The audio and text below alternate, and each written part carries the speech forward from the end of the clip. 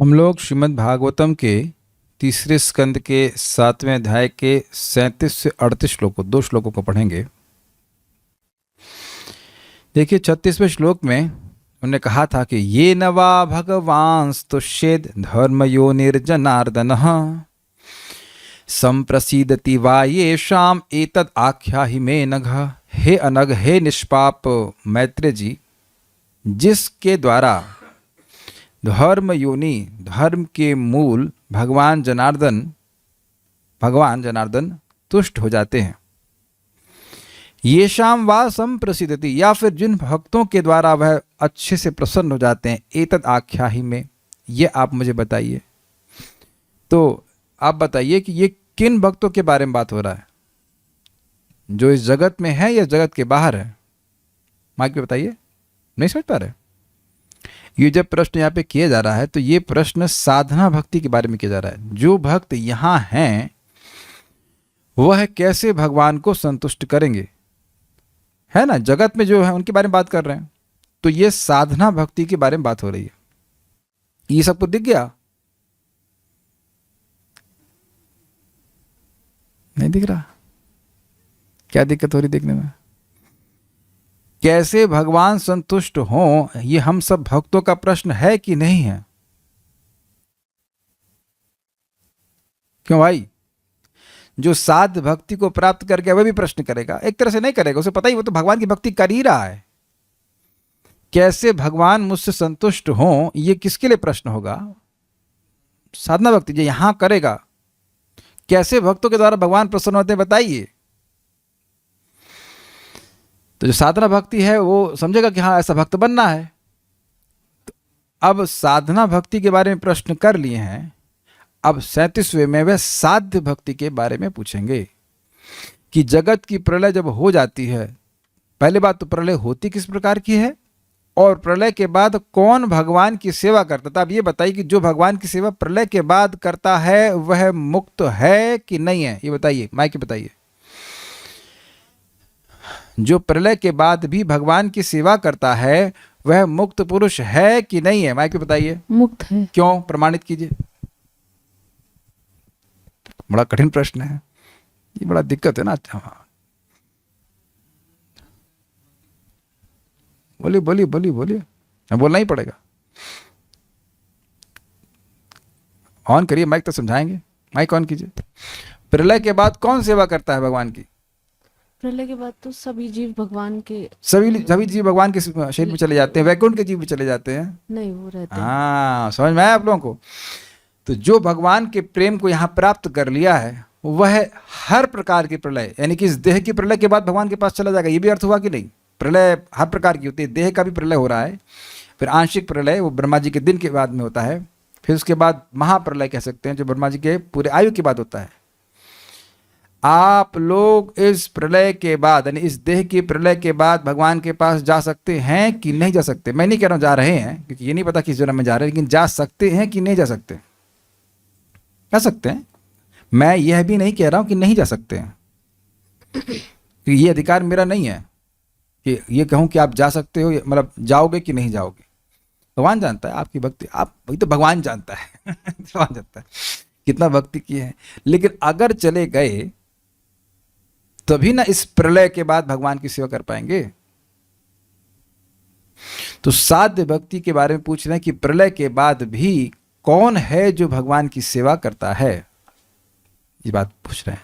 अब यही लिंक है, आप समझ पा रहे हो तो अच्छी बात है। प्रलय के बाद प्रलय के बारे में पूछ रहे हैं और उसके बाद कहते हैं कि प्रलय के बाद कौन बचा रहता है भगवान की सेवा करने के लिए। तो उसका मतलब है कि भगवान के भक्त प्रलय के बाद भी भगवान की सेवा करते हैं, वह प्रलय के बाद भी नष्ट नहीं होते हैं। ये बात टीका में आएगी। कुछ सुनाई पड़ रहा है भक्ति छोड़ने से पहले इस जीवन में? जरा इस पे विचार कर लीजिए कि भाग्य कितना बड़ा है। इस ब्रह्मा जी के एक दिन में 14 मनवंतर होते हैं, तो 14 बार देवताओं की सरकार चेंज हो जाती है एक ब्रह्मा जी के दिन में। और जो भगवान का भजन करने के लिए लग गया है वो अंततोगत्वा ऐसी स्थिति में प्राप्त हो जाएगा कि कितने ब्रह्मा आके पैदा होके मर जाएंगे, फिर भी वह भगवान की सेवा में लगा रहेगा। कुछ समझा पा रहा हूं मैं? तो ये श्रीमद् भागवतम का आशीर्वाद है। यहाँ के छोटे छोटे फलों के लिए व्यक्ति पूरा जीवन बर्बाद कर देता है, और यहाँ कितना बड़ा फल प्राप्त हो रहा है, वो भी बिना किसी परिश्रम के। कोई कंपटीशन है यहाँ पे? किसी की योग्यता पूछी जा रही है कि बीटेक हो कि एमटेक हो कि क्या हो? मान लीजिए भी 58 लोग हैं तो 59 आ जाएंगे तो क्या भारी हो जाएगा? अरे नहीं भाई, ज़्यादा लोग आ गए, या और 100 लोग आ जाएं। There is no competition. And लाभ जो है, लाभ है वो शाश्वत है। मैं इसलिए कह रहा हूं क्योंकि देखिए, इतना अच्छा चीज है ये भगवान की भक्ति कि इससे प्राप्त करने के लिए हर ओर से प्रयास करना चाहिए। जहां जैसे भी हमको इसमें प्रगति में हो जाए, भक्ति में व्यक्ति को प्रयास करना चाहिए। लाभ शाश्वत है। एक बड़ी आश्चर्यजनक घटना हुई। आज सुबह जब हम गीता क्लास कर रहे थे तो हमारे एक रिश्तेदार आए और उनके मित्र भी आए, और उन्हें आज तक कभी गीता नहीं सुनी थी। और वहाँ मैं गीता का प्रवचन भी एक तरह से नहीं कर रहा था, मैं गीता का कोई खाली श्लोक समझा रहा था मैं। वो बड़े खुश हो रहे थे बड़े खुश। तो बाद में मैंने पूछा, आप खुश क्यों हो रहे थे? यह तो आपको समझ में नहीं आ रहा होगा कि मैं बात क्या कर रहा था। कहते हमको अच्छा लग रहा था। मैंने कहा भाई ये तो बढ़िया चीज़ है। भाई किसी विषय में मान लीजिए मैं एस्ट्रोलॉजी पढ़ाने लग जाऊँ अभी, तो एकदम से तो समझ में भी नहीं आएगा ना कि बात क्या हो रही है। किसी को नहीं समझ में आता। मुझको भी जब पहली बार गीता सुनी तो ऐसा नहीं कुछ समझ में आ रहा था। बट दिस इज एस्टॉनिशिंग कि लोगों को अच्छा लगता है। इसे कहते हैं कर्ण पीयूष, कान के लिए अमृत है। यद्यपि ना समझ में आ रहा हो, ये दिखा रहा है कि भक्ति कितनी शक्तिशाली है। जिसको आप बताओ कि आज सुबह की रिवीजन क्लास जो पहली बार व्यक्ति बैठा हो, वो क्या समझ पाएगा? मैं हाउ ही कैन अंडरस्टैंड कि भक्त क्या होता है, शुद्ध भक्ति क्या होती है, ये वो कुछ भी नहीं समझ में आएगा। लेकिन यही दिखा रहा है कि हर जीव भगवान का प्रेमी है। उसे भगवान के बारे में बताया जाएगा तो उसको अच्छा लगेगा, अगर वो सुनने के लिए तैयार हो तो अच्छा लगता ही है। तो जो कि जब कुछ नहीं जानते हैं सुनते हैं तो अच्छा लगता है, तो भगवान की आगे भक्ति में प्रगति हो जाएगी तो कितना लाभ होगा। तो यहाँ बहुत अच्छी बात है, शाश्वत लाभ है। उसको उसके बारे में पूछते हैं। मेरे पीछे बोलिए। तत्वानां भगवंस्तेषां कतिधा प्रतिसंक्रमः। तत्त्वानां भगवंस्तेषां कतिधा प्रतिसंक्रमः। तत्रेमं क उपासीरन् क उस्विद् अनुशेरते। तत्रेमं क उपासीरन् क स्विदनुशेरते। तत्त्वानां भगवंस्तेषां कतिधा प्रतिसंक्रमः। तत्त्वानां भगवंस्तेषां कतिधा प्रतिसंक्रमः। तत्रेमं क उपासीरन् क उस्विद् अनुशेरते। तत्रेमं क उपासीरन् क उस्विद् अनुशेरते। तत्त्वानां भगवंस्तेषां कतिधा प्रतिसंक्रमः। तत्त्वानां भगवंस्तेषां कतिधा प्रतिसंक्रमः। तत्रेमं क उपासीरन् क उस्विद् अनुशेरते। तत्रेमं क उपासीरन् क उस्विद् अनुशेरते। तत्त्वानां भगवंस्तेषां कतिधा प्रतिसंक्रमः। तत्त्वानां भगवंस्तेषां कतिधा प्रतिसंक्रमः। तत्रेमं क उपासीरन् क उस्विद् अनुशेरते। तत्रेमं क उपासीरन् क उस्विद् अनुशेरते।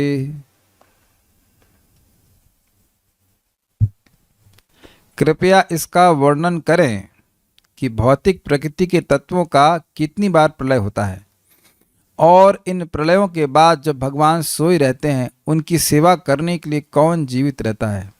योग माया में ऑब्वियसली भगवान सोते हैं। हे भगवान, हे महर्षि, तेषाम तत्वानाम, उन महदादि तत्वों की, कतिधा, कितने प्रकार की प्रतिसंक्रमः प्रलय होती है।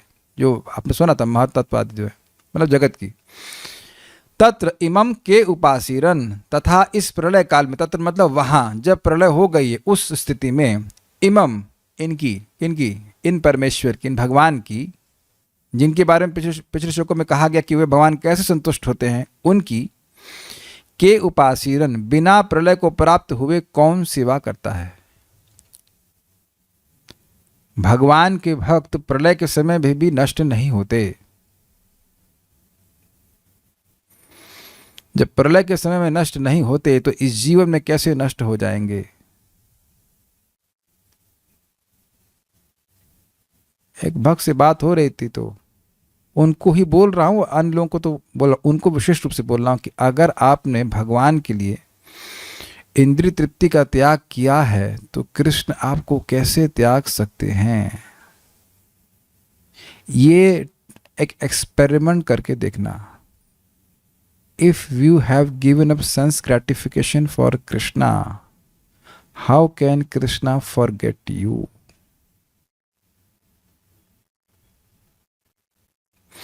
इंद्रिय तृप्ति जीव को कितनी प्रिय होती है। हम और स्पष्ट कह रहे हैं, हम सभी उन लोगों को कह रहे हैं जो ब्रह्मचारी रहना चाहते हैं, वास्तविक रूप से, छल वाला नहीं। अगर कोई रहना चाहता है तो इतनी घोर इंद्रिय तृप्ति, मतलब जो इच्छा है उसको कोई त्याग करके या उसमें इंटरेस्ट ना दिखा करके केवल भगवान का भजन कर रहा है, तो वो भक्त कैसे कठिनाई में हो सकता है? कठिनाई जिस चीज से आती है उसको छोड़ देंगे तो भी कठिनाई में रहोगे। ये भी बेवकूफ़ी है। मतलब है ना, जिससे भगवान कहते हैं कि सारे दुख आते हैं, उस चीज को व्यक्ति त्याग दे तब भी व्यक्ति को कठिनाई आएगी। ये आश्चर्य की बात होती है। जो सबसे कठिन कार्य है वह त्याग दिए हैं तो अब बचा क्या कठिनाई में, बताइए। सारा झगड़ा झंडा तो गृहस्थी में है ना, वही आपने छोड़ दिया तो फिर कठिनाई क्या है? हम प्रोत्साहित करना चाहते हैं, क्योंकि कभी कभी लोग सोचेंगे शायद हम गृहस्थ क्लब में चले जाएंगे। ना तो मैं कभी गृहस्थ क्लब में था, ना हूं, ना कभी रहूंगा। आई हैव नेवर इनटू गृहस्थ क्लब। जब भी आप देखेंगे, एक भक्त हमारे पास आए थे, वो बोले कि प्रभु हम ब्रह्मचर्य, वो गृहस्थ हैं, और वो कहते 1.5 साल से हम पूर्ण ब्रह्मचर्य का पालन कर रहे हैं, and they were very bright and happy. जो कोई भी व्यक्ति इंद्रिय तृप्ति को त्यागता है वो सुखी होता है, क्योंकि ये संस्पर्श अब हो गया। तो मैं खाली ये बोल रहा हूँ कि एक एक सैक्रिफाइस जो आप कर रहे हैं, सुबह उठ के नाम जब कर रहे हैं, जो कुछ भी कर रहे हैं, सब भगवान देखते हैं। ईशोपनिषद में बड़ा सुंदर एक श्लोक है, भक्त शरीर छोड़ रहा है और भगवान से प्रार्थना कर रहा है कि भगवान इस जीवन में जो कुछ भी मैंने आपके लिए किया आप उसे याद करिए, याद रखना। तो प्रभुपाद तात्पर्य कहते हैं ये प्रार्थना भक्त को करने की जरूरत नहीं है, क्योंकि भगवान तो याद रखते ही हैं कि आपने क्या क्या किया है। बट एक भक्त की भावना है। हम इस बात से क्या सीख रहे हैं कि जब प्रलय में भी भक्त नष्ट नहीं होते तो इस जीवन में कैसे नष्ट हो सकते हैं। मैं आज व्यक्ति को समझा रहे थे, बड़े परेशान थे, वो हमसे करियर काउंसलिंग कर रहे थे। हमने नॉट अ पर्सन, बट हमने कहा, मैं समझा रहा था, पहले वो हनुमान जी की पूजा कर रहे थे, अब वो शिव जी की पूजा कर रहे थे। हमने कहा भाई एक बात बोलो, तो हनुमान जी को बोलो या शिव जी को बोलो। तो हमने कहा आप निर्णय ही नहीं कर पा रहे हैं, और एकदम प्रैक्टिकल दिख रहा है कि जो व्यक्ति भगवान में अपने मन को नहीं लगाता है वो कहीं मन नहीं लगा पा रहा है अपना। कहते अभी भी मैं हनुमान जी को ऐसे अंगड़ाई लेते हुए स्मरण कर लेता हूँ। उन्होंने कही अंगड़ाई वाली भक्ति होती है। आप लोग से कहें क्या करते भजन, अंगड़ाई लेके हरे कृष्णा कर लेते हैं। नहीं भाई, ऐसे थोड़ा ना भक्त लोग कर रहे हैं। Because we know about Krishna, because we here now, यहाँ पे हैं और सुन रहे हैं कि प्रलय के बाद भी भक्त नष्ट नहीं होता है। तो सोचिए कितना प्रेरणा मिलेगी। प्रमाण है ना, नारद जी पिछले जन्म में दासी पुत्र थे, शरीर छूटा और भगवान के धाम चले गए। भगवान के धाम ही नहीं चले गए, भगवान के जब चाहें भगवान को देख लेते हैं, भौतिक ब्रह्मांडों में घूम रहे हैं। बहुत अच्छी बात है। एक श्लोक की ग्रेविटी को समझेगा जो भक्त समझ गया वो कभी भक्ति नहीं छोड़ेगा, और भक्ति नहीं छोड़ेगा, और भक्तों की संगत भी नहीं छोड़ेगा, क्योंकि भक्तों की संगत छूटेगी तो भक्ति भी छूटेगी। ये समझ लीजिएगा। ये आप और मैं कोई इसमें अपवाद हो ही नहीं सकते हैं। भक्तों की संगत से ही भक्ति होती है। We can not be exception. भक्ति लता है, पेड़ नहीं है। भक्ति ट्री नहीं होता है, भक्ति लता होता है, और लता को सर्वदा सहारे की जरूरत होती है। हमको बहुत अच्छा लग रहा है ये बात। आप समझ पा रहे हैं, अप्रिशिएट कर पा रहे हैं। मैं इसको ऐसे समझाऊंगा, आपको बिल्कुल अच्छे से समझ में आ जाएगा। इस जगत में अपने जीवन में जीते जी हम बहुत से लोगों को स्वीकार करते हैं और बहुत से लोग हमको स्वीकार करते हैं कुछ टाइम के लिए। जीते जी हम लोग को लोग रिजेक्ट भी कर देते हैं इस जीवन में। लेकिन भगवान को जो इस जीवन में रिजेक्ट किया, क्षमा कीजिएगा, जो स्वीकार किया, तो भगवान इस जीवन में भी नहीं उसको त्यागते और मृत्यु के बाद भी स्वीकार करते हैं। यही लिखा है इसमें, प्रलय के बाद भी कौन सेवा करता है। और ऐसा मत समझना कि हम लोग अभी ब्रह्मा जी का जब जीवन पूरा हो जाएगा तब हम भगवान की सेवा में जाएंगे। आप जानते हैं कि अगर ये क्या श्लोक है, जन्म कर्म च मे दिव्यम एवं यो वेति तत्वतः त्यक्त्वा देहम पुनर्जन्म नैति मामेतु सुवर्जुना। त्यक्त्वा देहम, प्रलय के बाद जो भगवान श्री कृष्ण की जन्म और कर्म की दिव्यता को जानता है, वह इस शरीर को छोड़ने के बाद भगवान की प्राप्ति करता है। तो आप कहेंगे बस इतना ही जान लेने से, आपने आसपास या किसी व्यक्ति को बोलिए और देखिए, उसको नहीं पता है कि भगवान अज है। अजोपि सन् नव्यात्मा भूतानाम ईश्वरोपि सन् प्रकृति स्वाम अवधिष्ठाया संभवाम्य आत्मा। He does not know and that's why he has to die again. वो नहीं समझ रहा, इसलिए दोबारा जन्म लेना पड़ेगा। बहुत अच्छा श्लोक है ये, बहुत अच्छा श्लोक है। जब तक किसी चीज की महत्व को व्यक्ति समझता नहीं है, उसको वो, अगर मैं कहूँ क्या, वैल्यू नहीं करता, अगर उर्दू कहूँ तो तवज्जो नहीं देता। तो ये हमने बार बार सुनना है कि सबसे महत्वपूर्ण है भगवान श्री कृष्ण की भक्ति, क्योंकि ये प्रलय के बाद भी चलती है, इस देह के बाद, इस देह के साथ भी और इस देह के बाद भी। Very nice. क उद अनुशेरित, और वो कौन है जो परमेश्वर के साथ शयन करते हैं? तो इससे ये बोध हो रहा है कि वो जो लोग महाविष्णु में जाकर सो जाते हैं उनके बारे में पूछ रहे हैं। तो ये भी आ गया इसमें, ठीक है।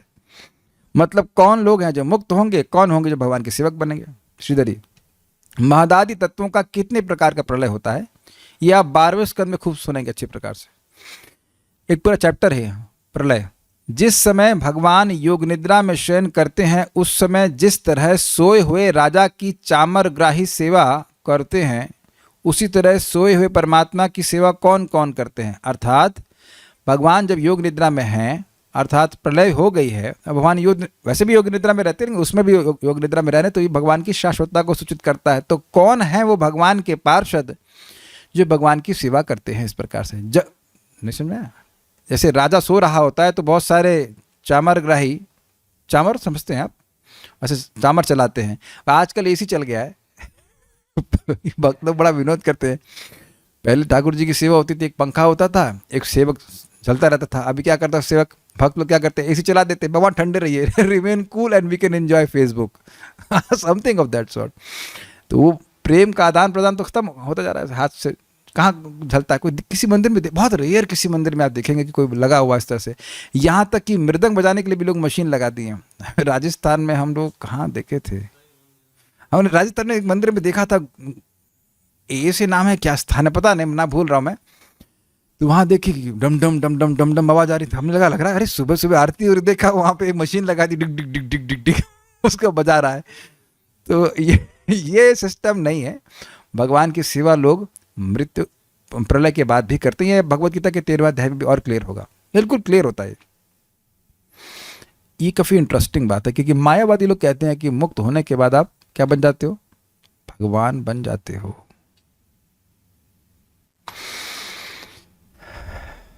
तो ये सिस्टम गड़बड़ है। ये एटलीस्ट श्रीमद् भागवतम के अनुसार तो ये कंसेप्ट नहीं है कि अच्छा ये प्रलय के बाद कौन कौन भगवान बन जाते हैं। क्या ये प्रश्न है भागवत में? क्या ये प्रश्न कर रहे हैं कि प्रलय के बाद कौन कौन भगवान बन जाते हैं? नहीं, प्रलय के बाद कौन कौन भगवान की सेवा करते हैं, देखिए एकदम क्रिस्टल क्लियर है। और कौन कौन उनके साथ सो जाते हैं, मतलब सो जाते हैं, मतलब कौन कौन अब दोबारा अगली सृष्टि के लिए तैयार होते हैं, महाविष्णु संग सो जाते हैं, और वो दोबारा जब सृष्टि होगी तो फिर वह जन्म लेंगे। सारार्थ दर्शनी, साधना भक्ति विषयक प्रश्न करने के पश्चात, ये प्रश्न किया गया था 35वें श्लोक में कि कैसे भगवान संतुष्ट होते हैं, ये बताइए। चूंकि साध्य भक्ति नित्य है, अतः इस तथ्य के विषय में किसी भी भ्रमात्मक धारणा को निरस्त करने हेतु विदुर अब भौतिक जगत के प्रलय विषयक प्रश्न करते हैं। अब ये क्या भ्रम हो सकता है साध्य भक्ति के संबंध में? मायावादी लोग भी कभी कभी भक्ति करते हुए देखे जाते हैं, वो हरे कृष्ण मंत्र जप करते हुए भी देखे जा सकते हैं, और वह ये कहेंगे कि इस्कॉन अच्छा कर रहा है, हरे कृष्ण मंत्र का प्रचार कर रहा है, लेकिन जो सिद्धांत है इस्कॉन का, उसका अनुमोदन वो नहीं करेंगे कि हम लोग, मतलब ये वैष्णव संप्रदाय है, कोई भी वैष्णव संप्रदाय, भगवान की नित्य सेवा का प्रचार कर रहे हैं। यहाँ झगड़ा हो जाता है। हम नाम नहीं रख रहे, लेकिन बड़े प्रसिद्ध लोग हैं जो भगवान का नाम बोलने के लिए आपको बोलेंगे, कहेंगे ब्रह्मचर्य का पालन करने के लिए नाम उच्चारण करना जरूरी है। सुनाई पड़ा आपको मैंने क्या कहा? ब्रह्मचर्य का पालन करने के लिए नाम उच्चारण करना जरूरी है। यह सत्य है कि नाम उच्चारण करने से ब्रह्मचर्य होता है, ये इसमें कोई दिक्कत नहीं है। कोई भी नाम बोलो, शिव जी का, काली का, कृष्ण, भगवान एक ही, भगवान का नाम बोलना चाहिए। देख रहे हैं कितनी घुमाने वाली बात है। इसका मतलब है कि सभी भगवान है, भगवान का नाम जिसको मान लो। तो ये भ्रम हो गया ना कि सभी भगवान हैं।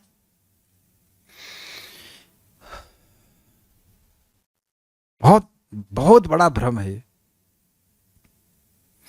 और एक अद्भुत बात है कि कोई व्यक्ति हमारे घर में आए आज, तो वो बोल रहे थे कि अमुक संत की तो बहुत फैन फॉलोइंग है और वो कहते हैं कि तुम जिसको मानते हो उसी का नाम उच्चारण करो।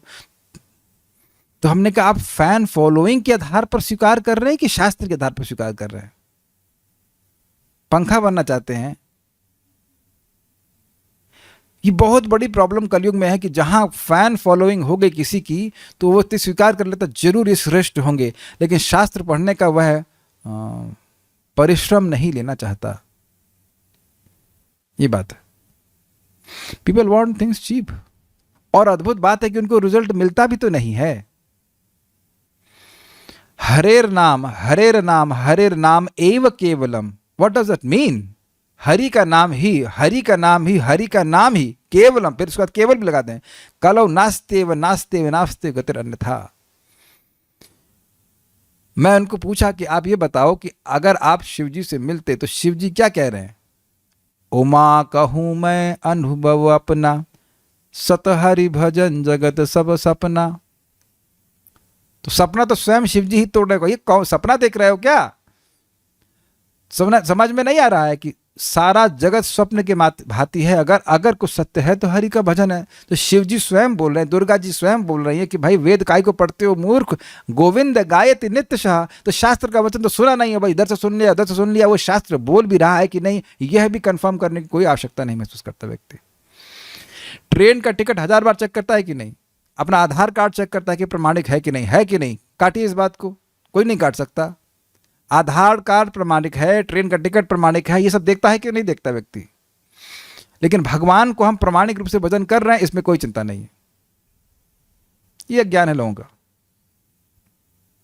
तो बहुत सुंदर बात यहां पे आ रही। बात बहुत प्रश्न सिंपल सा लग रहा है, लेकिन प्रश्न सिंपल नहीं है।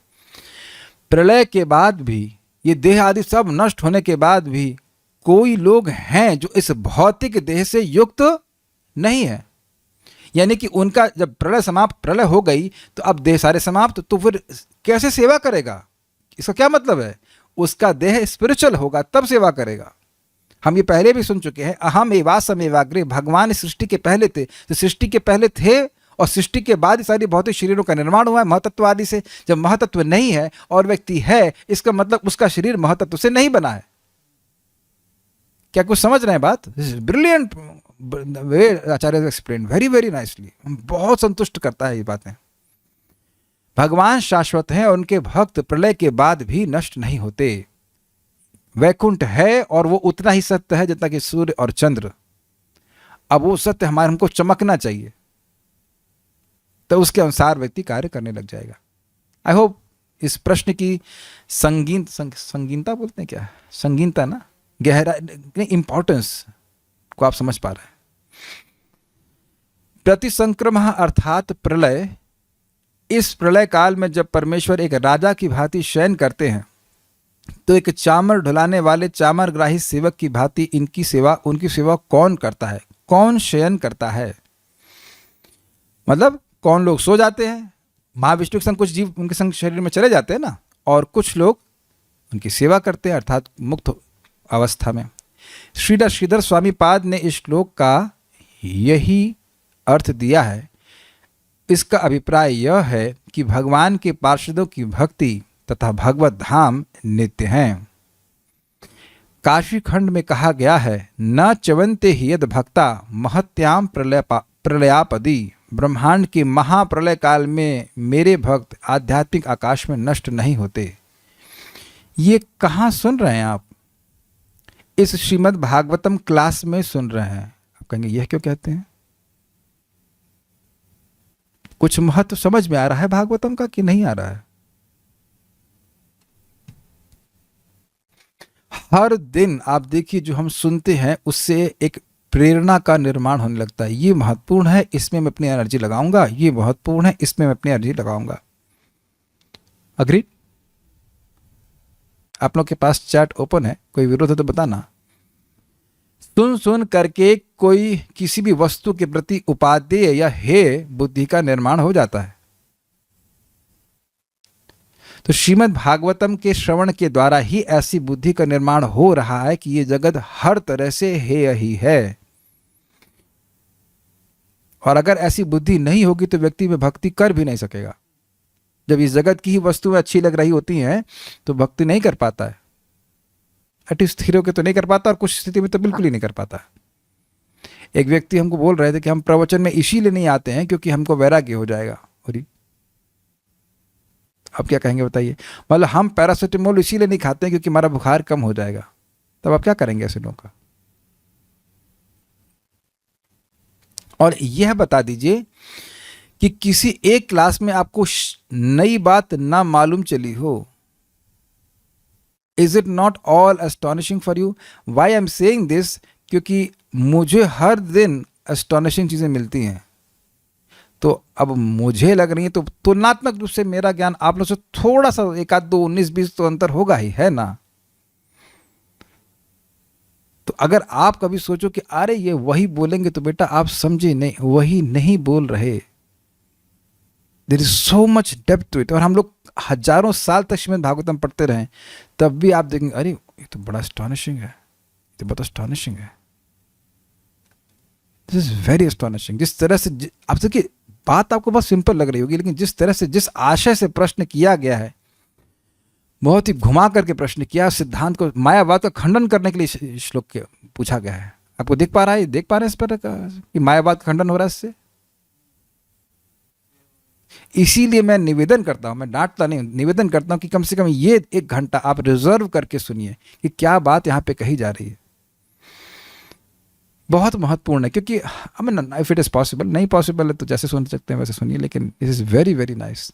छप जाती हैं बातें मन में अगर बड़े ध्यान से सुनते हैं तो। कितनी सुंदर बात है। न च्यवन्ते ही यद भक्ता महत्तम प्रलयापदी। ब्रह्मांड के महाप्रलय काल में मेरे भक्त आध्यात्मिक आकाश में नष्ट नहीं होते। जो व्यक्ति वहां पहुंच गया वो दोबारा कभी नष्ट प्राप्त नहीं होगा। This is brilliant. ओके, तात्पर्य। ब्रह्म संहिता में कहा गया है कि जब महाविष्णु योग निद्रा में रहते हैं तो उनके श्वास लेते समय असंख्य ब्रह्मांडों समेत सारे भौतिक जगत प्रकट तथा अप्रकट होते रहते हैं।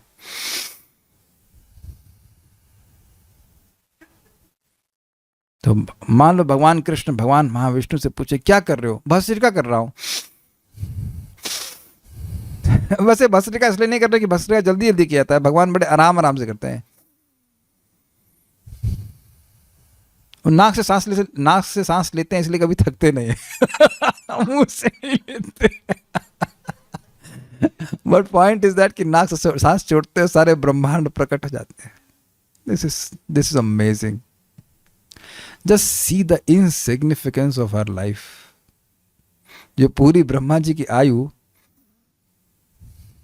इसी में समाप्त हो जा रही है, तो हमारी क्या है? हाँ, सारे Brahma ji helplessly in out. यह कारणार्णव जले भजति स्म योगा निद्रामनंत जगदंड सरोमकूपः आधार शक्तिमवलंब्य पराम स्वमूर्तिम गोविंदमादिपुरुषम तमहं भजामि। यस्यैक निश्वसितकालमथावलम्ब्य जीवन्त लोम विलजा जगदण्डनाथा विष्णुर्महांस इह यस्य कला विशेषो गोविंदमादिपुरुषम तमहं भजामि। भगवान की इस महत्ता को, इस ऐश्वर्य को सुनने से एक बोध तो बहुत अच्छा होता है, और वो यह कि मैं इनसिग्निफिकेंट हूं। And this is very helpful for us. हमारी कोई सत्ता भगवान के सामने है नहीं। गोविंद जो कि सर्वोच्च तथा पूर्ण पुरुषोत्तम भगवान कृष्ण हैं, अपनी उस निद्रा के समय असंख्य ब्रह्मांडों की सृष्टि करने के लिए कारणार्णव में अनंत काल तक सोते रहते हैं। वे अपनी अंतरंगा शक्ति द्वारा जल में लेटे रहते हैं। मैं उन आदि भगवान की पूजा करता हूँ। उनके श्वास लेने से असंख्य ब्रह्मांडों का जन्म होता है, और जब वे श्वास निकालते हैं तो समस्त ब्रह्मांड के स्वामियों का सहार हो जाता है। भगवान का वह स्वांश महाविष्णु कहलाता है, और वे भगवान कृष्ण के अंश होते हैं। मैं उन आदि भगवान गोविंद की पूजा करता हूं। तो अब यह सब सुनने की क्या जरूरत है भाई? ये तो हमको पता है, हमको तो पता है ये सब बातें। देखिए, ये सब सुनने की जरूरत इसलिए है क्योंकि वही भगवान उनके नाम के रूप में हमारी जिह्वा पर आते हैं।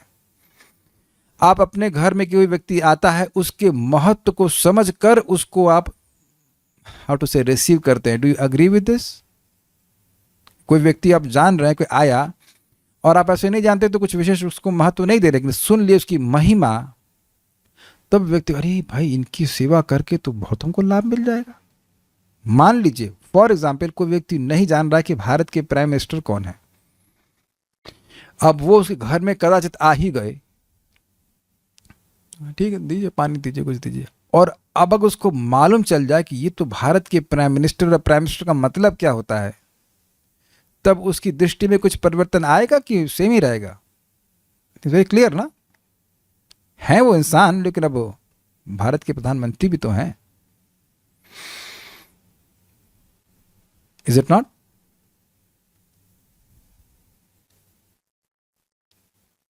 कोई शुद्ध भक्त है और आप नहीं जान रहे कि वो शुद्ध भक्त है, तो मान लो कोई बताया अरे भाई ये तो बहुत भजन करते हैं, तो जब आप सुन लेते हैं तो उस व्यक्ति के प्रति दृष्टि चेंज होती है कि नहीं होती? जैसे मैं आपको सच बता रहा हूँ, एक बार रामकृष्ण प्रभु जो परसाना वाले थे, वो आए थे मंदिर में प्रसाद पाने के लिए, तो उनको जो गार्ड था, गार्ड जब भक्त था, उसने कहा ये कौन है, इनको ये तो मंदिर के नहीं लगते हैं।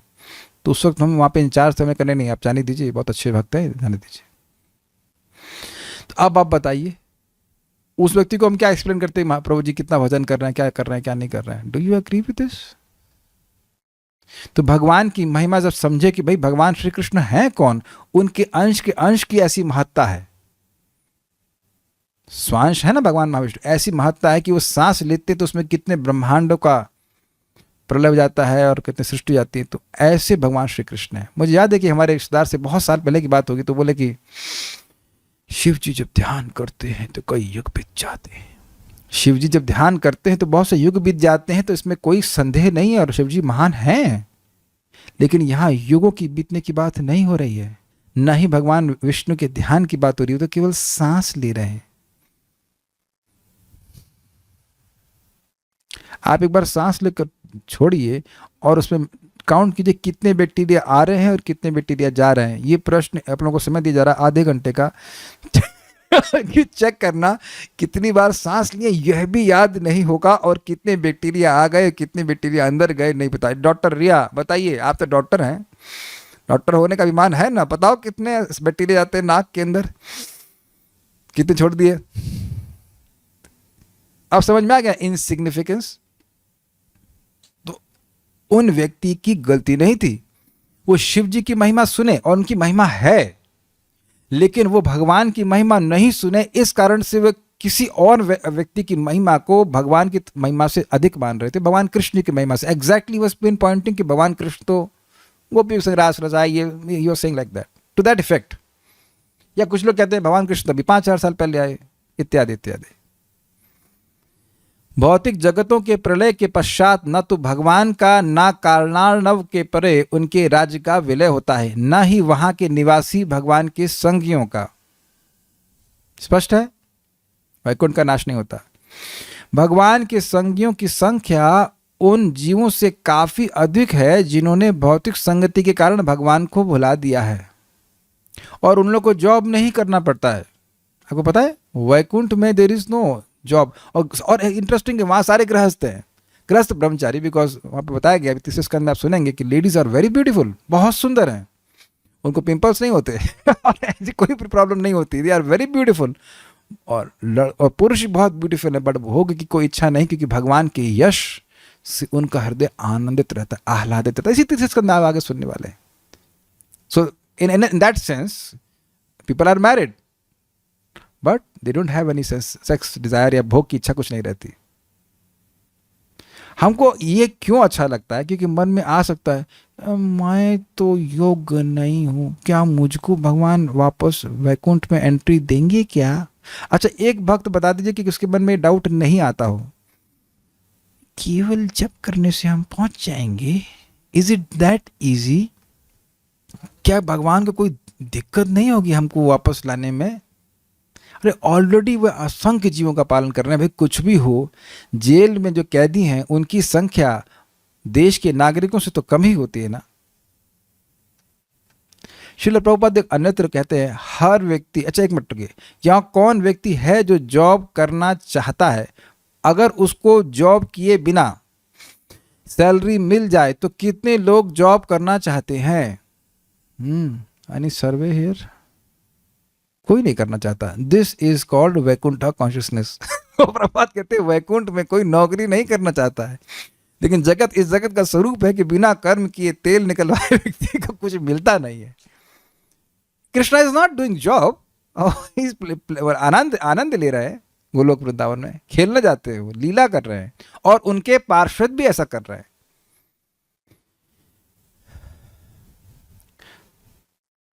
तो ये सब बात है। तो आप समझे इससे क्या शिक्षा प्राप्त हो रही है कि भाई आपको ये नहीं सोचना चाहिए कि आप भगवान के पास जाओगे तो अरे यार इसके लिए फ्लैट बनाना पड़ेगा, एक और संतान उत्पन्न हो गया, इसका पालन कैसे करेंगे।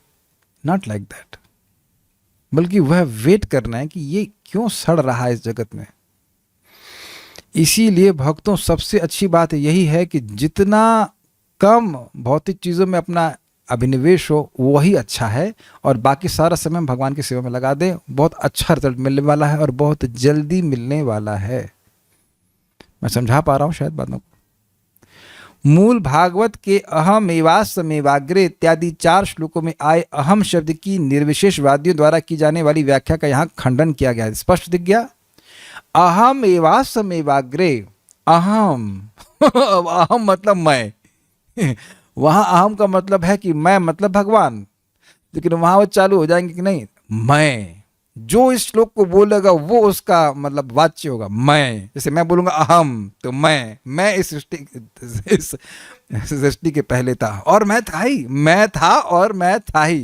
वैसे ये बात गलत नहीं है कि जीवात्मा भी रहता है, लेकिन अब भगवान के रूप में नहीं रहता है। वो जीवात्मा अपना माया महाविष्णु में कहीं सो रहे थे, वो एक अलग बात है। उनको तो यह भी गुमान नहीं था, आप लोग तो उर्दू भी सीख लेना, मैं उर्दू भी यूज़ करने लगा आजकल। उनको तो यह गुमान भी नहीं था कि वो हैं कि नहीं है। जैसे कि व्यक्ति सो जाता है, अवेयरनेस, गुमान मीन्स अवेयरनेस, था नहीं ना। तो ये यहाँ इसका अहम एवासम का मतलब यह नहीं कि व्यक्ति जीवात्मा ही सृष्टि के पहले था और सृष्टि के बाद भी वही है और तुम भूल गए हो कि तुम भगवान हो, बस तपस्या करो तुम्हें याद आ जाएगा। भगवान तथा उनके नित्य संगी प्रलय के बाद बचे रहते हैं। और यहाँ बचे का रहता नहीं कि बच्चे कुचे। बहुत शब्दों को ध्यान सुनना, बच्चे कुचे समझते हैं मतलब खिचड़ी बच गई तो मुख्य खिचड़ी थी और तो थोड़ी सी बच गई, उस अर्थ में नहीं है। बचे का मतलब है कि दे आर ऑलवेज एग्जिस्टिंग, उस अर्थ में।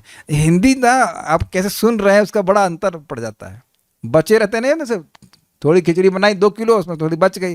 तो ऐसा नहीं सोचना चाहिए कि बहुत कम लोग हैं आध्यात्मिक जगत में। असंख्य जीव हैं जो भगवान श्री कृष्ण की सेवा कर रहे हैं, और वहाँ वह केवल कृष्ण की सेवा कर रहे हैं। जहाँ पे एक भक्त ने पूछा था, केवल कृष्ण की सेवा करेंगे, नौकरी नहीं करनी पड़ेगी, फिर कैसे चलेगा? कह दीजिए कि डाउट नहीं है ये, और जिसको डाउट है वह नौकरी करेगा। एक भक्त कह रहे नहीं, लेकिन जो भक्त कह रहे नहीं हमें डाउट नहीं है, तो उनको चिंता थी कल खाना कैसे मिलेगा। अच्छा, अगर भगवान नहीं देंगे तो क्या आप उगा लेंगे अपने हथेली पर? क्या आज भगवान नहीं दे, चलो यही खिचड़ी अपने हथेली पे खिचड़ी पका लें? तो भगवान भी जान रहे कि वो नहीं देंगे, तो ये जीव के पास सामर्थ्य भी नहीं कुछ लेने का। कल भगवान सूर्य बंद करें, चलो थोड़ा भाई सूर्यदेव जा छुट्टी लो, चलो आज आपको कैजुअल लीव दे रहा हूं। अरे भाई एक ही दिन में बैंड बज जाएगा हम लोग का। नहीं, मद भयात वातो यम मद सूर्यस्तपति मद भयात, मेरे भय से, मेरी आज्ञा से वायु बहती, भगवान कपिल देव कहेंगे। और मेरे अभी सुनिए, कपिल देव भगवान कहते हैं कि मेरे भय से वायु बहती है, मेरे भय से सूर्य तपता है। तो अब इसको, मेरे को जो मायावादी लोग कहते हैं, देख तुम अपनी महिमा समझो, तुम्हारे प्रताप से वायु बह रही है, तुम्हारे भय से सूर्य उग रहा है। तो हमको जब ये सुने तो हमें कहा ये तो बात समझ नहीं आ रही है। हम तो सूर्य देखे ही नहीं थे बहुत समय तक, जब तक ये श्लोक नहीं पढ़े थे कि सूर्य तो उग जाता है और हम तो सोते रहते हैं, बाद में उठते तो सूर्य तो हम हमारे भय से नहीं से उग रहा है। तो इस प्रकार की व्याख्या नहीं करनी चाहिए। भागवत के श्लोक को इस प्रकार से घुमा नहीं देना चाहिए, इससे लोग कभी संतुष्ट भी नहीं होंगे। आप लोगों के भय से कभी सूर्य उग रहा है? नहीं भाई, हमसे भयभीत कौन होता है? पहले तो प्रश्न यह, बहुत जगह तो कर स्वीकार हो कि बच्चा भी भयभीत नहीं होता है, और तो क्या कोई व्यक्ति भयभीत होगा। ओके, भगवान, तो ये पढ़ लीजिए, बड़ी हमको अच्छी लगती है सब बात। विदुर द्वारा ऐसे व्यक्तियों के विषय में प्रश्न किया जाना भगवान के समस्त साज समान के अस्तित्व की स्पष्ट सूचक है, का स्पष्ट सूचक है। इसकी पुष्टि काशी खंड में हुई है, जिसका उदाहरण शिला जीव गोस्वामी तथा शिला विश्वनाथ चक्रवर्ती दोनों ने शिला श्रीधर स्वामी का अनुसरण करते हुए दिया है। न चवंते ही यद भक्ता महत्याम प्रलयापदी अतोच्युतोलिक अखिले लोके स एक सर्वगो अव्ययः। संपूर्ण विराट जगत के प्रलय के बाद भी भगवत भक्त कभी भी अपना निजी अस्तित्व नहीं खोते। भगवान तथा उनके साथ रहने वाले भक्त इस जगत में तथा आध्यात्मिक जगत में सदैव शाश्वत हैं। समय है हमारे पास, तो हम लोग एक श्लोक और ले लेते हैं। पुरुषस्य च संस्थानं स्वरूपं वा परस्य च, पुरुषस्य च संस्थानं स्वरूपं वा परस्य च, ज्ञानं च नैगमं यत्तद् गुरु शिष्य प्रयोजनम्, ज्ञानं च नैगमं यत्तद् गुरु शिष्य प्रयोजनम्। पुरुषस्य च संस्थानं स्वरूपं वा परस्य च, पुरुषस्य च संस्थानं स्वरूपं वा परस्य च, ज्ञानं च नैगमं यत्तद् गुरु शिष्य प्रयोजनम्, ज्ञानं च नैगमं यत्तद् गुरु शिष्य प्रयोजनम्। बड़ा सुंदर श्लोक है, बहुत अच्छा श्लोक है। जीवों तथा पूर्ण पुरुषोत्तम भगवान के विषय में क्या क्या सच्चाइयां हैं, उनके स्वरूप क्या क्या हैं, वेदों में ज्ञान के क्या क्या विशिष्ट मूल्य हैं, और गुरु तथा उनके शिष्यों की अनिवार्यताएं क्या हैं, समझिएगा, अन्वय समझना जाएगा। पुरुषस, यहाँ पुरुष का मतलब है उपासक जीव, यहाँ पे पुरुष का अर्थ भगवान नहीं है। संस्थानम, सम्यक स्थान, स्थान मतलब जैसे आप लोग किसी की स्थान में बैठे हुए हैं तो वहाँ स्थित हैं, तो जीव की सम्यक स्थिति क्या है? उत्तर बताइए, बताइए जल्दी से, फटाफट बता दीजिए। भगवान का नित्य दास। वेरी गुड, भगवान का नित्य दास, अर्थात जीव का स्वरूप क्या है? अच्छा, परस्य च स्वरूपम, तथा सर्वेश्वर का स्वरूप क्या है? भगवान का स्वरूप क्या है? सभी के स्वामी। यस, भोक्ताराम यज्ञ तपसाम सर्वलोक महेश्वरम। इजी उत्तर यही मिल जा रहा है, वाह। तथा जिस अंश में दोनों का ऐक्य है, बताइए जीवात्मा और भगवान में एक क्या है? एक है वो सब। किस मामले में एक है? सच्चिदानंद। वेरी नाइस, यानी कि गुणवत्ता की दृष्टि से वो एक हैं। ये समझना बहुत जरूरी है कि जैसे अभी एक भक्त ने कहा कि वह योग्य नहीं समझते अपने आप को भगवान के धाम जाने के लिए, तो किसको नहीं समझते हैं? जिसको आप देख रहे हो, अधिभूत को। यानी हम अपनी पहचान अपने देह से कर रहे हैं, इसलिए सोचते हैं कि हम यहाँ जाने के योग्य नहीं हैं, लेकिन आप ये देह नहीं हो, आप इस जगत में रहने के योग्य नहीं। निकल जाओ यहाँ से। माया बार बार लाती है, इसीलिए मार रही, निकल यहाँ से, भाग यहाँ से, जाओ भगवान के पास, नहीं नहीं प्लीज नहीं, भाग यहाँ से। और लात मार रही है, तू यहाँ रहने के लायक नहीं, तू सच्चिदानंद है, तू ये असत अचित निरानंद जगत में क्यों ना, भाग यहाँ से। लेकिन फिर वहीं लतियाने के बाद भी वहीं जा रहा है, क्या कर सकते हैं? We are not qualified to stay here, इसीलिए तो संघर्ष करना पड़ता है। कभी आंख में दर्द, कभी पेट में दर्द, कभी ये दर्द। तो ये संघर्ष इसीलिए है क्योंकि हम our very existence is in a state of non existence. हम लोग कभी नष्ट होते नहीं है, और हमारे इर्द गिर्द जो सब कुछ वस्तुएं सब नष्ट होती रहती हैं। तो हम लोग यहाँ के लायक नहीं भाई साहब, माता जीज, you are not suppose to stay here. Okay, तो यहां बहुत अच्छी बात है। वाह शब्द का अर्थ है कि दोनों में ऐक्य क्या है, समझा गया? गुरु शिष्य प्रयोजनम शब्द समझ रहे हैं? गुरु शिष्य का प्रयोजन को, तथा यत नैगमम ज्ञानम, जो प्रसिद्ध उपनिषद का ज्ञान है। निगम मतलब होता है वेद, तो नैगमम मतलब हो गया वेद का, जो उपनिषद का ज्ञान है तच्च, उसको कहिए। मतलब बेसिकली बात क्या है? सारे वेदों का सार क्या है? भगवान श्री कृष्ण की भक्ति। तो गुरु काहे के लिए स्वीकार करना चाहिए? भगवान की भक्ति प्राप्त करने के लिए। और चेला काहे के लिए स्वीकार करना चाहिए? भक्ति कराने के लिए। बड़ी हैवी होगी ना बात, क्योंकि इस जगत में बहुत सारे लोग कहते हैं हमारे भी गुरु हैं। अच्छा, किसको भगवान मानते हैं? गुरु जी ये तो बता ही नहीं। सही में मैं ट्रेन में था, हमने कहा आप कौन? कहते महात्मा है। अच्छा, भगवान कौन है? भगवान कौन है? गुरु जी बताए नहीं, कहते नहीं गुरु जी तो बताए नहीं कभी। तो फिर किस प्रयोजन के लिए आप गुरु स्वीकार किए? आप लोग सब भक्त हो तो बिल्कुल स्पष्ट समझ सकते हो कि भक्ति को प्राप्त करने के लिए गुरु स्वीकार किया जाना चाहिए। This is very very interesting, very interesting ना। बहुत सिंपल से बात है ना। गुरु शिष्य का प्रयोजन क्या है? उपनिषद का वह ज्ञान क्या है? मतलब what is the value of Vedas? वेद को क्यों पढ़ना चाहिए? वेद काहे के लिए पढ़ रहे हैं? और इस जगत में देखा गया है कि वेद मंदिर लिख लेते हैं अपने घर के ऊपर और नीचे यज्ञ चलता है, और जब पूछा जाए कि ईश्वर कौन? ईश्वर निराकार है। तो यानी कि गुरु जी भी यही बताए तभी तो बोल रहा है ना व्यक्ति। यानी निष्प्रयोजन होकर के व्यक्ति गुरु को स्वीकार किया, या निष्प्रयोजन होकर के वह शिष्य स्वीकार किया। जिस शिष्य को भक्ति करने में रुचि नहीं है उसको क्यों व्हाट इज दैट, उसे स्वीकार करने की क्या जरूरत है? He is not interested. जिसको फैमिली पैक ही बना के रखना है उसको जिम जाने की क्या जरूरत है? समझते हैं इन बातों को? मतलब ना, आप जिम जा रहे हो काहे के लिए? मोटा होने के लिए भाई। मतलब फैट बढ़ाने के लिए कोई जिम जाता है, कोई कहे तो पागलपन कहला जाएगा ना। तो गुरु स्वीकार करने का मतलब ही है कि व्यक्ति इस जगत से बाहर निकलना चाहता है, भगवान की भक्ति करे। That's a simple point. इसीलिए मैं लोगों को जनरली बोलता हूँ कि ये 1 साल 2 साल के अंदर आप दीक्षा मत स्वीकार कर लीजिए। पहले आप चेक कर लो कि क्या वाकई भक्ति जीवन भर करना चाहते हो। नहीं तो बाद में कहें ये क्या है, रोज 16 माला करना है तो बहुत भारी, बहुत ज़्यादा बोल रहे हैं। कपाल गुरु है तो क्या कपाल पे चढ़ेंगे कि सुबह उठो और ये करो और वो करो?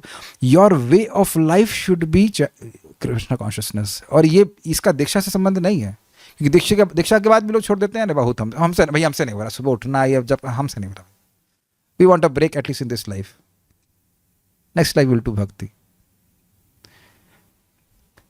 आप मेरी बातों को इसलिए काट नहीं सकते हैं क्योंकि आप ऐसा होता हुआ देखेंगे जिन्होंने इस प्रकार से अपने जीवन में शिष्यत्व नहीं ग्रहण किया है कि हमें भजन करना है, वो दे विल नॉट सर्वाइव। तो ये प्रश्न किया जा रहा है गुरु शिष्य का प्रयोजन क्या है, किस लिए गुरु? अब इसका उत्तर आगे भी आएंगे। तस्मात् गुरुम प्रपद्येता जिज्ञासु श्रेय स उत्तमम। जब दिखने लग जाए कि भाई जगत में दुख है, तस्मात इसलिए गुरुम प्रपद्येता, गुरु की शरण में जाना चाहिए। ऐसे ही बात भगवान ने गीता में बोला है, तद विधि प्रणिपाते न परिप्रश्ने न सेवा। अगर आप जिसको नहीं सुना है सुन ले 4.34। उस आध्यात्मिक ज्ञान को जानने के लिए उस सच्चिदानंद की प्राप्ति उस मतलब भगवान सच्चिदानंद की प्राप्ति करने के लिए गुरु के पास जाना चाहिए। One has to be very clear कि भगवान के वो गुरु के पास क्यों जा रहा है। करियर काउंसलिंग के लिए नहीं जाते हैं गुरु के पास। ठीक, श्लोक देख लीजिए। पुरुषस्य च संस्थानम, जीव की, उपासक जीव की क्या सम्यक स्थिति है, किसकी उपासना करना ही उसका स्वरूप है, ऐसे समझ लीजिए। स्वरूपम व परस्य च, और जीव और पर अर्थात परमेश्वर का स्वरूप क्या है, वो कौन है? परमेश्वर। और यानी स्वरूप का मतलब होता है आकृति और प्रकृति क्या है। स्वरूप प्रश्न होता है ना, आकृति और प्रकृति, तो उनका आकृति और प्रकृति क्या है।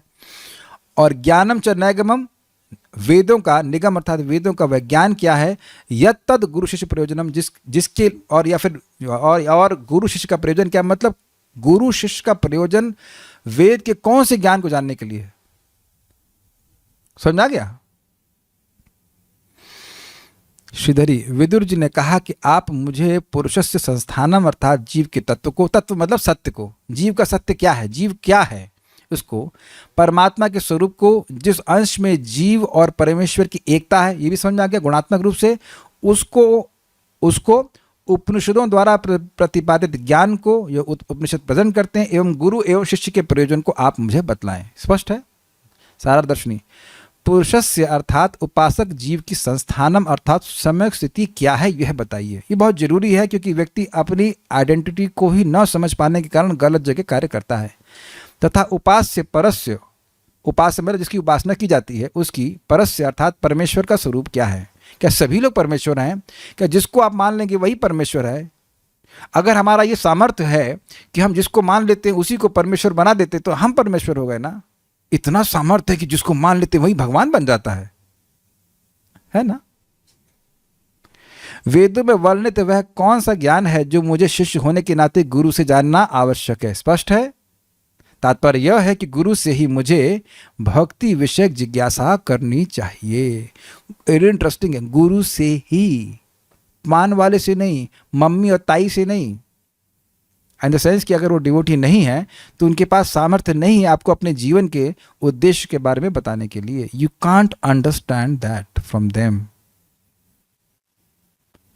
तात्पर्य,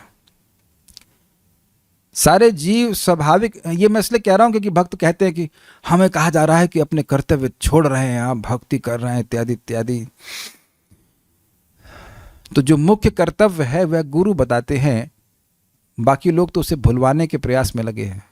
तात्पर्य, सारे जीव स्वाभाविक रूप से भगवान के दास हैं और भगवान हर एक से सभी प्रकार की सेवाएं स्वीकार कर सकते हैं। हम इस पर बड़ा निश्चिंत होकर के आज भक्त से चर्चा कर रहे थे। मैं एनटीपीसी में काम नहीं किया था, काम नहीं किया था, तो वो बड़े, आपको क्या कहते हैं उसको, शब्द कहते हैं भूल रहा हूं मैं, इंडक्शन सेरेमनी में वो कहते हैं हमारी जीरो फायर पॉलिसी है, कुछ भी हो हम आपको निकालेंगे नहीं। Oh this is really nice.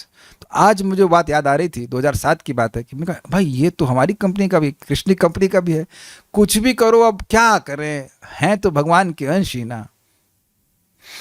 तो कृष्ण को सेवा से नहीं निकालते हैं, क्योंकि कोई माया की सेवा कर रहा है तो भी कृष्ण की सेवा कर रहा है। तो जब कृष्ण की सेवा से निकलना ही नहीं है तो कृष्ण की सेवा करते ही रहना चाहिए। We can not go outside Krishna service. कुछ क्लिक किया, ओके। तो फिर प्रभु जी माया की सेवा करने में क्या दिक्कत है? पर माया पेमेंट त्रिशूल से करती है। यह स्पष्ट घोषणा की गई है भगवद गीता 5.29 की, भगवान सारे यज्ञों तथा तपस्याओं के लाभों के परम भोक्ता, समस्त व्यक्त वस्तुओं के स्वामी तथा सारे जीवों के मित्र हैं। श्लोक बोलिए। भोक्ताराम यज्ञ तपसाम सर्वलोका महेश्वरम सुहृदम सर्वभूतानाम ज्ञात्वा माम शांति मृच्छति। ये सुहृद शब्द बड़ा सुंदर है। जो कोई आपका बहुत अच्छा मित्र हो, क्या वो आपसे आलू का पराठा स्वीकार करेगा मोक्ष रूप माता जी की? नहीं करेगा? करेगा। अच्छा आप एक मिनट रख जाइए। अमृत प्रभु, आप अगर उसको लॉलीपॉप देंगे तो वो स्वीकार करेगा कि नहीं करेगा? अरे इनको नहीं समझ में आ रहा। अच्छा चलो, ये कुछ समझ नहीं पा रहे हैं। मौसमी माता जी, आपका कोई सुहृद एकदम आपसे खूब प्रेम करता है, उसको आप, यार बंगाली, कोई बंगाली डिश आपको याद है? वेजिटेरियन आई मीन टू से mishti dahi. So if you offer mishti dahi तो Krishna, shukto, yes, if you offer shukto to Krishna, will he be eager to accept? Yes Mahaprabhu, got it. बहुत सिंपल सी बात बोल रहा हूँ, लेकिन यह भी व्यक्ति को सोच सकता है, अरे हम बना रहे हैं, पता नहीं हमसे स्वीकार करेंगे कि नहीं करेंगे। वो आप तो वो पहले से मांग रहे हैं। जैसे मुझसे आज पूछा गया कि क्या भोजन ग्रहण करेंगे, तो हमने कहा खिचड़ी बना दीजिएगा। तो खिचड़ी आई सामने तो हम बोले क्या बना दिया? अरे पहले ही बोल दिए कि ला के बना दो, तो बना दिए तो ग्रहण करेंगे ना। तो भगवान बोल रहे हैं पत्रम पुष्पम फलम तोयम, तो नोट कर लिया करिए। अच्छा लिख करिए, पुत्रम पत्रम हो गया, हाँ पत्र तुलसी चढ़ा दे, जल हो गया, हाँ हो गया, पुष्प हो गया, हो गया, हाँ ये सब होगा, ठीक है, स्वामी सुखी है, स्वामी खुश है। One should be very eager. Krishna is very eager to accept our service. यही उनकी असली पहचान है। मतलब अब नकली पहचान क्या है? हो पाप करने पे दंड डाल में देने वाले हैं, दिस इज एक्सटर्नल। या फिर वो तो ग्वाले हैं, या फिर वो गोपियों के संग रास रचाने वाले, ये सब केवल एक्सटर्नल बातें हैं। I mean external in the sense कि लोग जब भगवान के तत्व को नहीं समझते तो उनको एक समान ग्वाला, एक समान स्त्री, लंपट पुरुष मानते। मैं इस तरह से कह रहा हूँ, बहुत ध्यान से सुना मैंने क्या कहा। मैं ये नहीं कह रहा हूँ कि भगवान गोपाल नहीं है, ग्वाले नहीं है, या गोपियों के प्रेमी नहीं है, लेकिन जिस तरह से लोग सोचते हैं भगवान को, मैं समझा पा रहा हूँ, मनुष्य के रूप में सोचते हैं, वैसे भगवान नहीं है। आई होप मेरे मैसेज क्लियर गया। मुझे डर लग रहा है कि मैंने जो बोल दिया वो गलत अर्थ में ना लिया जाए। ही इज गोपीजन वल्लभ, लेकिन वो गोपीजन वल्लभ हैं, लेकिन दिव्य अर्थ में है, ना कि सामान्य लोगों की तरह से। लोग कहते हैं हम भी भगवान को अवतार मानते थे भाई, वो जब वो गोपियों को संगत कर ली तब बिगड़ गए। तो वो सोच रहे हैं कि जैसे मनुष्य में कोई लड़का होता है, वो लड़कियों की संगति में पड़ जाता है तो खराब हो जाता है, ऐसे भगवान खराब हो गए। या हम आज के इस कलयुग में उस कृष्ण की जरूरत नहीं है जो गोपियों के संग नाचता हो, उस कृष्ण की जरूरत है जो चक्र चलाए और ये करे और वो करे। तो वो कृष्ण में भेद देख रहे हैं, तो कृष्ण की असली पहचान वो नहीं समझ पा रहे हैं। हर तरह से भगवान भोगता है यज्ञों की, ये कहने का मतलब है। अतएव जब जीव भगवान के इस परम स्वामित्व को स्वीकार करता है और उसी भाव से कार्य करता है, तो वह अपने असली स्वरूप को धारण कर लेता है। ये है स्वरूप सिद्धि का अर्थ। हमको बहुत अच्छी बात लग रही थी, आज हम सुबह से विचार कर रहे थे कि जो भी भक्त यहाँ पे हैं उन सब ने सहज रूप से स्वीकार किया कि कृष्ण उनके स्वामी है और उनकी वो सेवा करेंगे। Is it not? और इसे कहते हैं सेल्फ रियलाइजेशन। कई बार आपने सुना होगा स्वरूप सिद्ध व्यक्ति से हमको कथा सुननी चाहिए, तो आप कहेंगे अच्छा अच्छा अच्छा अच्छा भगवत प्रेमी को ढूंढो, उससे पहले हम किसी से नहीं सुनेंगे। लेकिन जिसने भी यह स्वीकार कर लिया कि वह कृष्ण का सेवक है, वह स्वरूप सिद्ध है। प्रभुपाद कहते हैं स्वरूप सिद्धि बहुत ईजी है। जो स्वीकार कर ले कृष्ण का सेवक और कृष्ण की सेवा में लग जाए वो स्वरूप सिद्ध। और बाकी लोग असिद्ध, बंगला में असिद्ध का मतलब होता है अपका, है ना। आलू सिद्ध हो गया मतलब आलू बॉईल हो गया है, तो असिद्ध मतलब जो पका नहीं है ना। गलत तो नहीं बोल रहे वासवी माता जी, सही बोल रहे ना। बांग्ला में असिद्ध मतलब आलू सिद्ध हो गया मतलब आलू पक गया है। तो ये सब पके हुए आलू है हम लोग जो समझ गए कि कृष्ण की सेवा करना है। Just that simple. जीव को ज्ञान के उस मानदंड तक ऊपर उठाने के लिए आध्यात्मिक संगति की आवश्यकता होती, अर्थात बिना संगति के जीव नहीं समझ सकता कि वह कृष्ण का सेवक है। What is that? माया मुग्ध जीव नहीं, स्वतः कृष्ण ज्ञान जीवे कृपा कैला कृष्ण वेद पुराण। तो वेद और पुराण की रचना की गई है, भगवान सृष्टि करिए ताकि जो माया से मुग्ध जीव है समझे कि वह कृष्ण का सेवक है।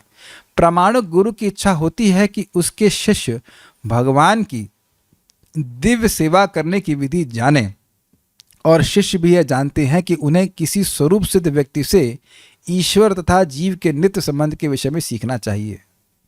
तो देखिए प्रभुपाद जी ने एक ही लाइन में एक प्रामाणिक गुरु और एक प्रामाणिक शिष्य की योग्यता प्रस्तुत कर दी।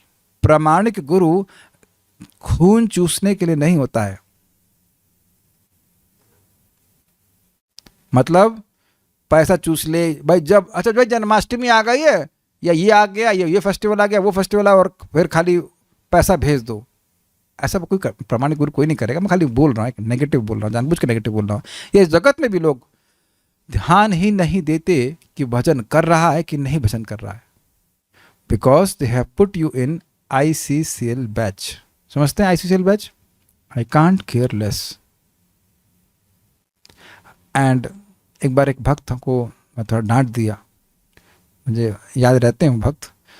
मैंने कहा थोड़ा सा वो अनाज्ञापूर्वक कर रहे थे, मैंने कहा should I put you in ICCL batch? तो उन्हें उत्तर बड़ा सुंदर कहा जो मैं कभी सोच भी नहीं सकता। No Prabhu ji, put me in ICCM batch, I can't care more batch. Okay okay, I will care for you then. I still remember that words. This is how a teacher is, he is concern.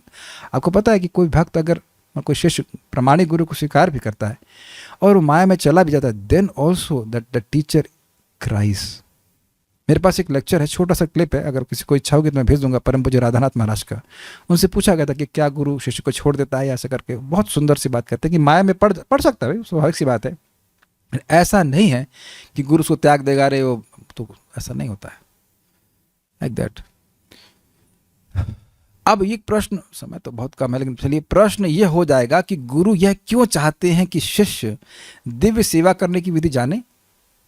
क्योंकि वह सेवा की विधि को जानेंगे, ठीक से सेवा करेंगे तो भक्ति के अंततोगत्वा भक्ति के असीमित सुख को अनुभव करेंगे। जो भी भक्त अच्छे से भक्ति करता है सीख करके, वह भक्ति के फलों का प्रत्यक्ष अनुभव करता है, और तब वह इस प्रकार से प्रचार करता है या करती है। आप लोग समझ ही रहे होंगे, आपने किसी को भी हरे कृष्णा के बारे में बताया है, तो हरे कृष्णा जब आप जब करते हो अच्छे से, तब उसको आप कुछ अनुभव जीवन में करते हैं, कुछ सुख कुछ शांति अनुभव करते हैं, and then you want to share, is it not?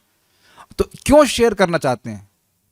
क्योंकि आप भी चाहते हैं कि जो लाभ आपको प्राप्त हो वही उस व्यक्ति को लाभ प्राप्त हो। I think it's very very clear. ये है प्रामाणिक गुरु होने की योग्यता। बहुत बहुत सिंपल है। जब कोई व्यक्ति भजन कर ही नहीं रहा है तो केवल भीड़ इकट्ठी करने के लिए प्रीचिंग कर रहा है, तो उसका क्या मतलब है? And I am talking about even devotees who want to preach like this.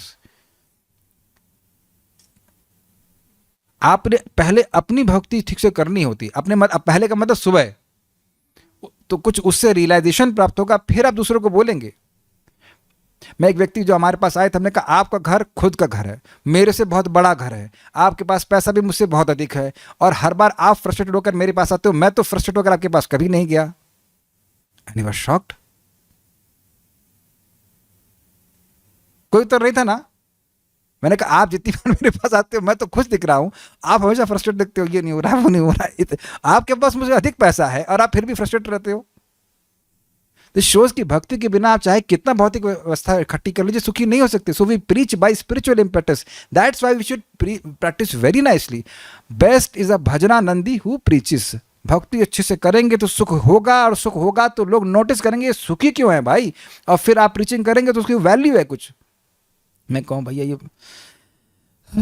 जब कर लीजिएगा आप लोग को, देखिए पता नहीं इसकी शक्ल, इसकी मनुष्य शक्ल देख के कौन जब करने वाला है, तो आप उत्साहित होंगे तब ना कुछ। और उत्साह आप उसको जबरदस्ती नहीं कर सकते। When we live a pure life, when we chant nicely, उत्साहित हो जाते हैं। इसीलिए तो हम भक्तों के पीछे लगे रहते हैं कि माला सुबह करो, उत्साहित रहोगे, चाहे किसी भी आश्रम में रहें, यू विल बी एंथुसियास्टिक। और माला आपने कीर्तनीय सदाहरी मोड में डाल दिया, रात में डाल दी, तो वाह क्यों मैं इस कृष्ण कॉन्शियसनेस में क्यों हूँ, why I am in Krishna consciousness. एक वो समय कम एक जोक बताऊंगा। गौरंग प्रभु बता रहे थे कि यहाँ पे आए थे, वो 94 की बात बता रहे थे, यात्रा में आए तो जिस भक्त के संग वो रुके थे तो वो बड़ा परेशान लग रहा था। तो गौरांग प्रभु कहा कि क्या बात है, कह रहा है, कहा कि मैं अपनी माला को देख रहा हूँ और उसमें 6 माला बाकी हैं, और मैं सोच रहा हूँ, रात्रि का समय था, मैं सोच रहा हूँ कि मुझे इस कौन में कौन लेके आया ये सब क्यों बताया मुझे, तो अब बताइए। और जो सुबह आप कर लेते तो कितने खुश रहते हैं। ट्रिक्स बहुत सिंपल है, इसको बस चेंज नहीं करो। Every day should be morning chanting, every day morning chanting, खुश रहेंगे। And then you will see how that will generate so much happiness in your heart. Okay, आगे पढ़ लेते हो, समय हमारे पास कम है। तो आप समझ गए कि क्यों ये बात बोलना चाहते हैं। और एक इंटरेस्टिंग बात है कि गुरु को सुखी देख कर ही शिष्य भी पूछेगा, सोचेगा ये इतना सुखी क्यों है भक्ति में। देन ही विल सी कि भाई जो लोग भौतिक इच्छाओं से रहित हैं, they are becoming happy. I also want be happy like this. Got it? तभी वह अपने भोग छोड़ेगा। इस दिव्य ज्ञान का वितरण करने के लिए मनुष्य को वैदिक ज्ञान के प्रकाश के बल पर सांसारिक कार्यकलापों से अवकाश ले लेना चाहिए। इस श्लोक के सारे प्रश्नों का यही सार समाहार। देखिए कितनी सुंदर बात है। इस दिव्य ज्ञान का वितरण करने के लिए मनुष्य को वैदिक ज्ञान के प्रकाश के बल पर सांसारिक कार्यकलापों से अवकाश ले लेना चाहिए। मतलब वैदिक ज्ञान जो निगमम नैगमम ज्ञानम उपनिषद का ज्ञान है, उसको समझ करके जगत से विरक्त होना चाहिए। समझ पाए बात? अन्यथा वो बात समझ में नहीं आएगी। उम्मीद है कि आप समझ गए होंगे। कोई प्रश्न किस समय हमारे पास नहीं, कोई प्रश्न नहीं है। आगे हम लोग फिर कल सुनते हैं आगे प्रश्न विदु जी के क्या है। श्रीमद् भागवतम की जय। श्रील प्रभुपाद की जय। निताय गौर प्रेमानंदे।